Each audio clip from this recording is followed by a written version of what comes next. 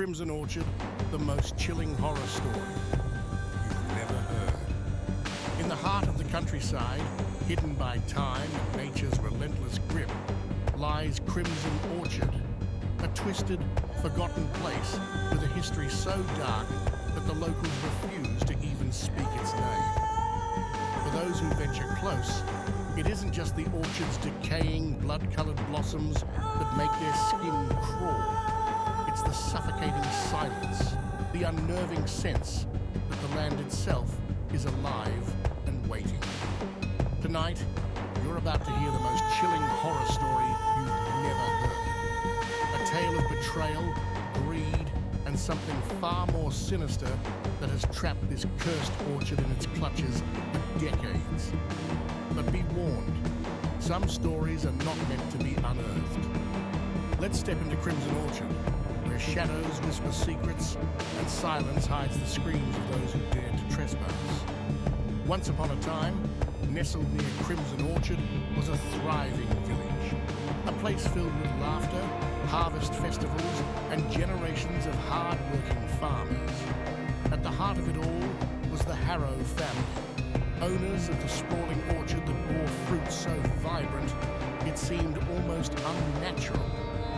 The Harrows were respected but whispered about. Tales of their uncanny success spread like wildfire. Some claimed their prosperity was the result of unbreakable work ethic. Others muttered about deals struck with forces better left unnamed. Whatever the truth, one fact was certain. Life in the village revolved around those cursed crimson trees. Then came the storm, a tempest so violent it didn't just shatter windows or uproot trees. It erased the Harrow family from existence. When the winds had calmed and the skies cleared, the Harrows were gone. Not a body, not a footprint, not a single soul remained. The village, haunted by that night, soon fell to ruin. Crimson Orchard, it became a place no one dared to go. Our story truly begins decades later with a wandering historian named Eliza Green. She wasn't just any historian. Her obsession lay in documenting obscure legends and unraveling the mysteries that had been swallowed by time. One fateful afternoon, while sifting through an old farmhouse bordering Crimson Orchard, she stumbled upon something that sent chills down her spine. A weathered, leather-bound journal.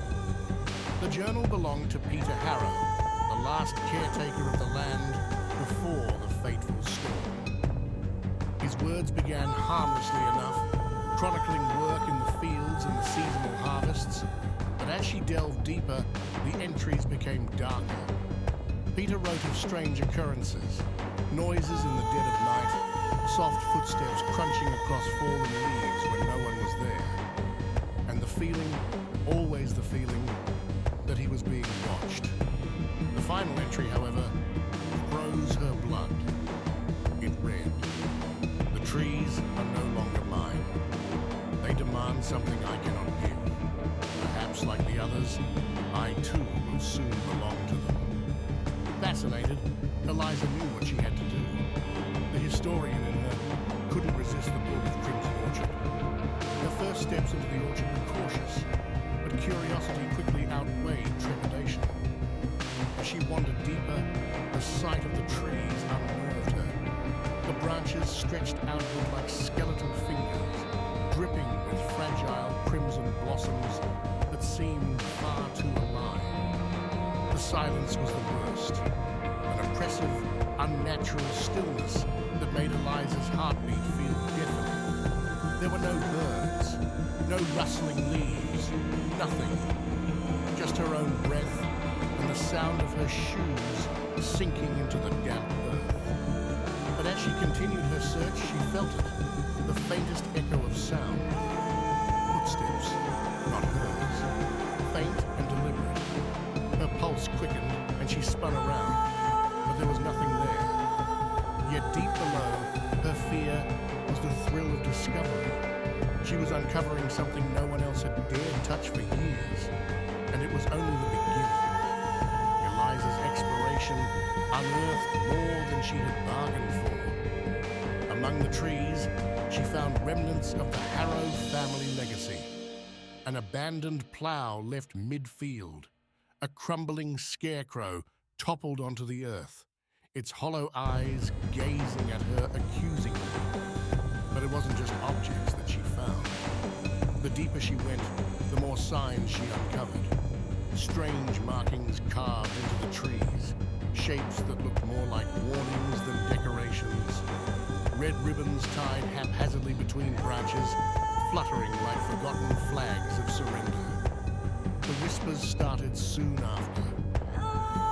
At first, faint, indistinct murmurs carried seemingly by the wind. But there was no wind. Then they grew louder, just enough to make her stop and turn, her breath catching in her throat. The whispers didn't come from around her. They came from asterisk within the trees. Eliza's resolve faltered, but something compelled her to keep going. It was in a clearing, deep in the heart of the orchard, that Eliza made her most horrifying discovery yet. A rusted cast-iron chest buried just beneath the surface of the soil. It was heavy and reluctant to open, as though guarding its contents. When it finally gave way, she found hundreds of letters written by the youngest of the Harrow children. Letters that had clearly never been sent. They revealed a harrowing truth. The Harrows were not destroyed by a simple storm. Inside the family, betrayal had festered like a disease. Greed, jealousy, and desperation had consumed them, and the events of that fateful night had not been a natural disaster. The orchard had demanded more from them, and it had taken everything. As Eliza pieced the story together, her presence seemed to awaken something ancient and angry within the trees. The whispers turned into unearthly howls. The shadows between the trunks began to move. She turned to run, but felt the orchard closing in around her. The blood-red blossoms overhead seemed to drip, staining her face and hands. When she looked up, she swore the shadows were taking on human shapes, figures standing there, watching her. Her breath quickened as panic set in. Every step she took toward escape was met with an unsettling feeling of being pulled right back. The trees seemed to bend and twist, corralling her deeper into their heart. In her frantic attempts to flee, she stumbled upon the ruins of the Harrow family home, hidden beneath creeping vines and decayed wood. In her frantic attempts to flee, she stumbled upon the ruins of the Harrow family home, hidden beneath creeping vines and decayed wood. In her frantic attempts to flee, she stumbled upon the ruins of the Harrow family home, hidden beneath creeping vines and decayed wood. It was within that crumbling structure that Eliza came face to face with the truth, the entity that had bound Crimson Orchard in its curse.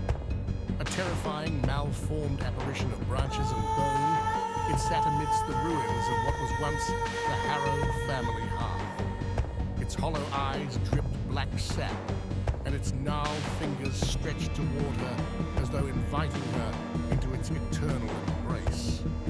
The realization hit her like a thunderclap. The Harrows hadn't vanished. They had been consumed. Their greed and betrayal had tethered them to the orchard, now prisoners of its curse. Eliza screamed, staggering back as the entity rose from its throne of decay. Her mind reeled as the whispers turned into a haunting chant urging her to stay, to join the others. What happened next remains unclear. Whether Eliza escaped, or whether the orchard claimed her like the others before. No one knows, for her journal was found years later outside the orchard's borders, discarding its final incomplete entries like a breadcrumb trail into despair. Crimson Orchard remains standing to this day, its branches stretching to the heavens in a twisted, grotesque mockery of life. Locals continue to avoid it, but those brave or foolish enough to step inside rarely return. The curse endures, forever binding the souls of the lost. The orchard remembers, and and its crimson blossoms serve as a sinister reminder of the price of greed, betrayal, and curiosity. Some stories aren't meant to be told, they're meant to be warnings. The trees of Crimson Orchard still stand, still whispering to the wind, still waiting for their next visitor. The question remains, are you brave enough to go? There's one thing we know for certain. Crimson Orchard doesn't forget, and neither will you.